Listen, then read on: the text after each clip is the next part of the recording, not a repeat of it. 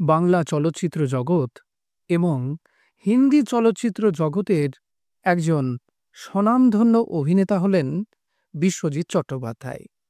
তার ব্যক্তিগত জীবনকে কেন্দ্র করে যে সমস্ত অজানা তথ্যগুলি আনন্দলোক ম্যাগাজিন থেকে পেয়েছিলাম, সেগুলির পর্ব 1-এ বিভিন্ন অজানা ঘটনা আপনাদের সামনে তুলে ধরেছিলাম।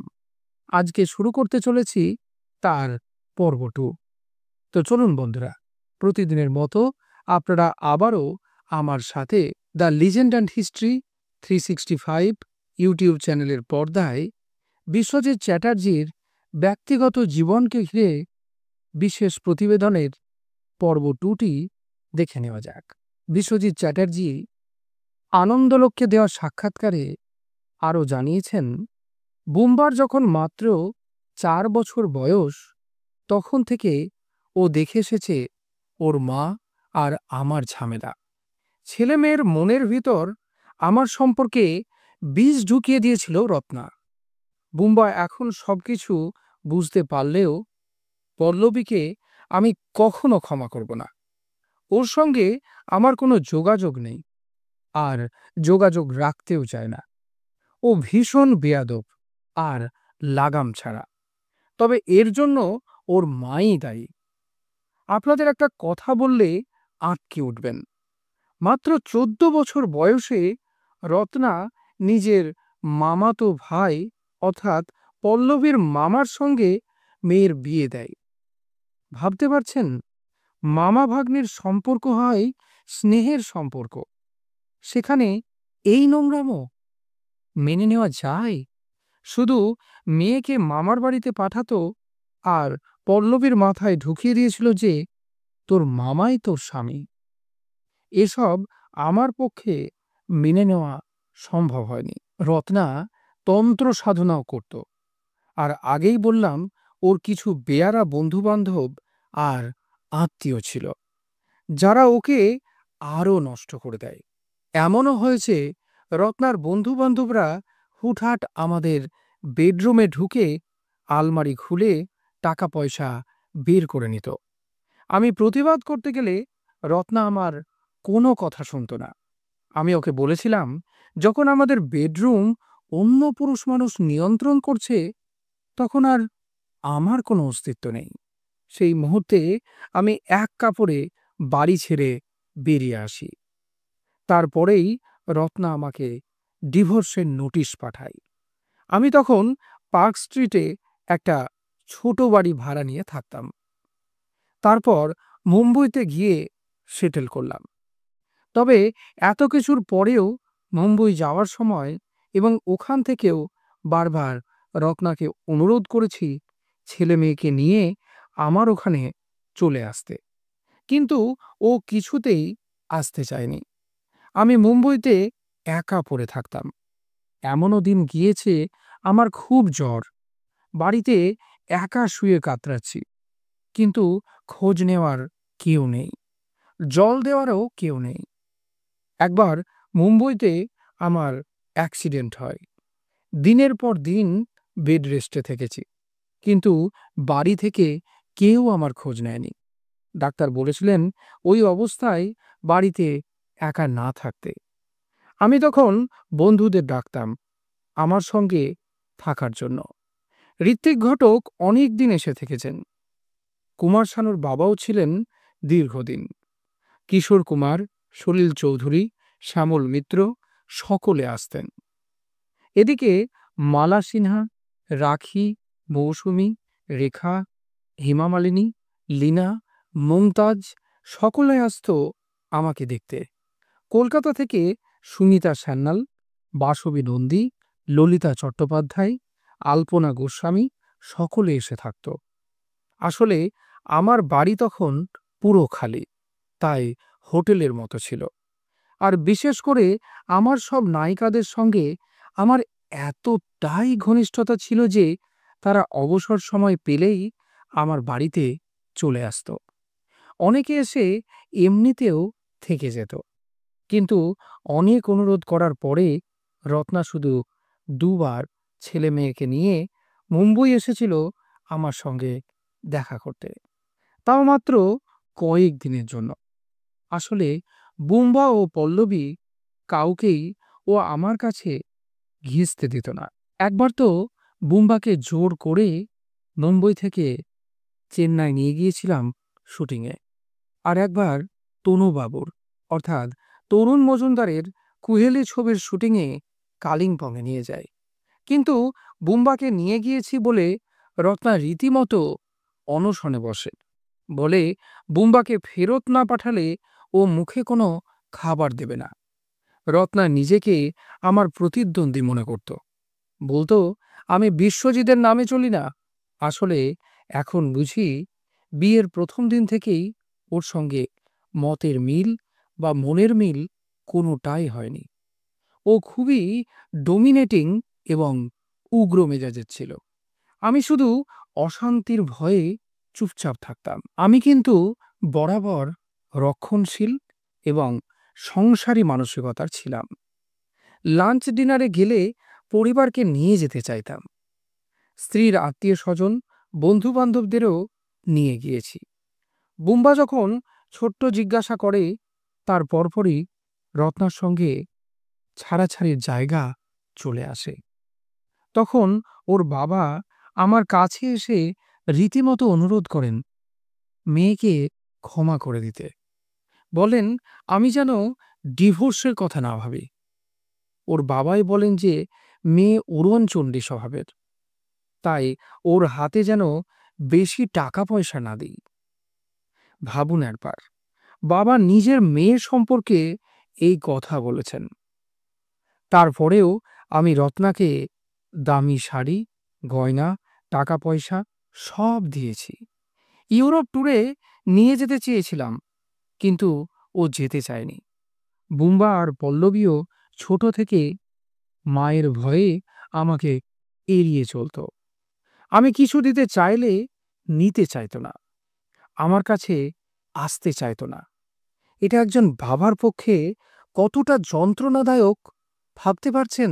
আমি দুবাই এবং কুয়েত থেকে দামি দামি উপহার নিয়ে যেতাম ওদের জন্য। আমাকে সেসব ফেরত পাঠিয়ে দিত। আমাকে পল্লবী বলতো আমি আমার মায়ের বাচ্চা, তোমার কাছ থেকে কিচ্ছু নেব না।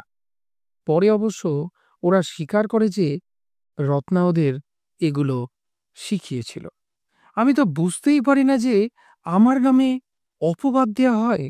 আমি নাকি ছেলে মেয়ে সংসার ছেড়ে মুম্বইতে পাড়ি দিই। কিন্তু আমি তো বরাবর ওদের আমার সঙ্গে রাখতে চেয়েছিলাম, কিন্তু ওদের মা সেটা চায়নি। এখানে আমার দোষ কোথায় বলতে পারেন? রত্না মনে করত ছেলে মেয়ে আমার সঙ্গে মিশলে আমার কাছের হয়ে যাবে। কিন্তু শেষে যখন আমাদের ছাড়াছাড়ি হলো, কাস্টডির রাইটস তো ওদের মায়ের কাছেই ছিল। আমাকে এও শুনতে হয়েছে যে আমি নাকি আমার কোনো সম্পত্তি ওদের দিইনি। আমার জামির লেনের বাড়ি আমি লিখে দেই রত্নার নামে। আমার যাবতীয় ফিল্ম রাইটস সব ওর মায়ের নামে করে দিয়েছিলাম। মানে আমি যা যা ছবি বানিয়েছিলাম সেগুলোর সত্ত্ব ওদের মায়ের নামে ছিল। রত্না যদি সব টাকা উড়িয়ে দেয় সেটা তো আমার দোষ নয়। ওর বন্ধু বান্ধবরা ওকে বুদ্ধি দিত, ও সেই মতো চলত। বুম্বার দাদুও তো বিশাল বড় লোক ছিলেন। ভুটান হাউসের পাশে রাজপ্রাসাদের মতো বাড়িতে থাকতেন। উনিও কি ওর মেয়েকে কোনো সম্পত্তি দেননি? তাহলে রত্না যে সারাক্ষণ বলতো বুম্বা ও পল্লবীকে নাকি খুব অভাবে মানুষ করেছে, কেন সেটা করতে হলো? আসল সমস্যাটা হলো বুম্বার মা শুধু আমার উপর দোষ চাপিয়ে গিয়েছে। বুম্বা এখন তিনটে বিয়ে করার পর হয়তো উপলব্ধি করেছে কেন ওর বাবা প্রথম বিয়ে ভেঙে চলে এসেছিল। যেখানে এত অশান্তি সেখানে না থাকাই ভালো। তবে পল্লবী আমাকে খুব আঘাত করেছে, একবার নয়, বারবার। ওকে আমি ত্যাগ করেছি। আমি মনে করি আমার জীবনে ওর কোনো অস্তিত্ব নেই। মনে আছে আমার এক জন্মদিনে একটি সাক্ষাৎকারে বলেছিল ও আমার জন্মদিনে আসতে পারে না ইরার জন্য। শুধু তাই নয়, নানা জায়গায় ও ইরাকে নিয়ে কুরুচিকর মন্তব্য করেছে। আমার মতো একজন সিনিয়র সিটিজেনকে ও একাধিকবার মানসিকভাবে আঘাত করেছে। বলেছে কলকাতার মানুষ নাকি আমার দ্বিতীয় বিয়ে মেনে নিতে পারেননি। আরে কলকাতার মানুষ কি আমার কেরিয়ার তৈরি করে দিয়েছিলেন? তারা কি জানতেন দিনের পর দিন আমাকে কি যন্ত্রণা সহ্য করতে হয়েছিল? যেদিন পল্লবী ইরাকে নিয়ে নোংরা মন্তব্য করে সেদিন থেকে আমি ওকে আমার জীবন থেকে মুছে দিয়েছি। পল্লবী ওর ঘনিষ্ঠ মহলে বলে আমি মুম্বাই চলে যাওয়ার পর ওদের আর কোনো খোঁজ নেয়নি। তাই মাত্র 11 বছর বয়সে সংসারের হাল ধরার জন্য ওকে নাকি ট্যাক্সি চালাতে হয়। আমি প্রশ্ন করতে চাই, কোন রাজ্যের সরকার 11 বছরের কাউকে গাড়ি চালানোর লাইসেন্স দেয়? কেউ লাইসেন্স পায় ওই বয়সে? মিথ্যের একটা সীমা আছে। এত বেয়াদব একটা মেয়ে বলে কিনা ও আর বুম্বা নাকি রাস্তায় চা বিক্রি করে সংসার চালাতো। আরে আমি তো ওদের মাকে সব দিয়েছিলাম, বাড়ি, অর্থ, গাড়ি, সব কিছু। সেগুলো কোথায় গেল? আগেই বললাম আমার শ্বশুর মশাই বিত্তবান মানুষ ছিলেন। উনি নিজের মেয়ে ও নাতি নাতনিদের কিচ্ছু দেননি। আর পল্লবীকে তো প্রথমে ওর মা জোর করে 14 বছর বয়সে নিজের মামা রজত ভট্টাচার্যের সঙ্গে বিয়ে দিল। আমি সেই সময় প্রতিবাদ করায় রত্না বলেছিল ওর ছোট বরকনে নাকি ভালো লাগে। তাই বলে কেউ নিজের ভাইয়ের সঙ্গে নিজের মেয়ের বিয়ে দেয়? আমাকে প্রথমে একবার বলেছিল। তারপর আমি এই বিয়ে হতে দেব না বুঝতে পেরে আমাকে না জানিয়েই পল্লবীর বিয়ে দিয়ে দেয়। ব্যবসায়ীকে বিয়ে করে। এখন অবশ্য ওর কটা বিয়ে সেটা ঠিক বলতে পারবো না, আর জানতেও চায় না। এদিকে দেবশ্রী রায়ের সঙ্গে বুম্বার প্রথম বিয়েতে তো আমাকে নিমন্ত্রণই করেনি।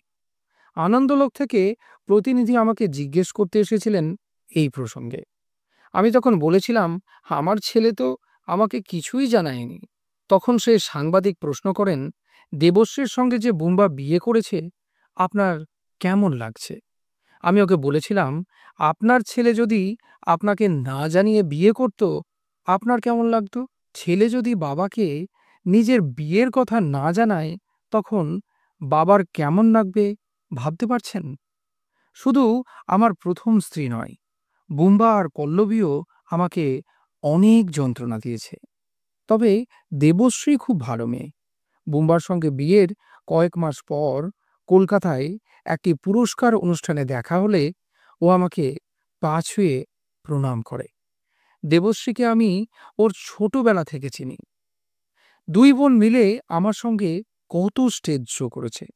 তবে পল্লবী বেয়াদব হলেও বুম্বা আসলে আমার উপর অভিমান করেছিল। বাবার দ্বিতীয় বিয়ে ও মেনে নিতে পারেনি। তবে এখন কিন্তু ইরার সঙ্গে বুম্বার খুব ভালো সম্পর্ক। বুম্বার সঙ্গে একটা সময় আমার মুখ দেখা দেখিও বন্ধ ছিল, কিন্তু পরবর্তীকালে ও বুঝতে পারে বাবা কেন সংসার ছেড়েছিল। আমি জানতাম ও যেদিন পরিণত হবে, সংসার করবে, জীবনকে আরও কাছ থেকে দেখবে, সেদিন ওর বাবার দুঃখটা বুঝতে পারবে। পরবর্তীকালে বুম্বা এক জায়গায় বলেছিল, আগে বাবার ব্যথা বুঝিনি, এখন বুঝতে পারি। ইনফ্যাক্ট রত্নাও মারা যাওয়ার আগের রাতে আমাকে অনেকবার যোগাযোগ করার চেষ্টা করেছিল। তখন তো যোগাযোগ ব্যবস্থা এত সহজ ছিল না। ও আমার কাছে হয়তো ক্ষমা চাওয়ার জন্য আমার সঙ্গে কথা বলতে চেয়েছিল। পরের দিনই ও শেষ নিঃশ্বাস ত্যাগ করে। তো বন্ধুরা, বিশ্বজিৎ বাবুর ব্যক্তিগত জীবনকে কেন্দ্র করে যে প্রতিবেদনটি শুরু করেছি তার পর্ব 2 আপনাদের ঠিক কেমন লাগলো অবশ্যই কমেন্ট বক্সে কমেন্ট করে জানাতে ভুল করবেন না। আর চ্যানেলে নতুন হয়ে থাকলে সাবস্ক্রাইবের পাশাপাশি পাশে থাকা বেল আইকনটিও প্রেস করার জন্য অনুরোধ রইল। নমস্কার।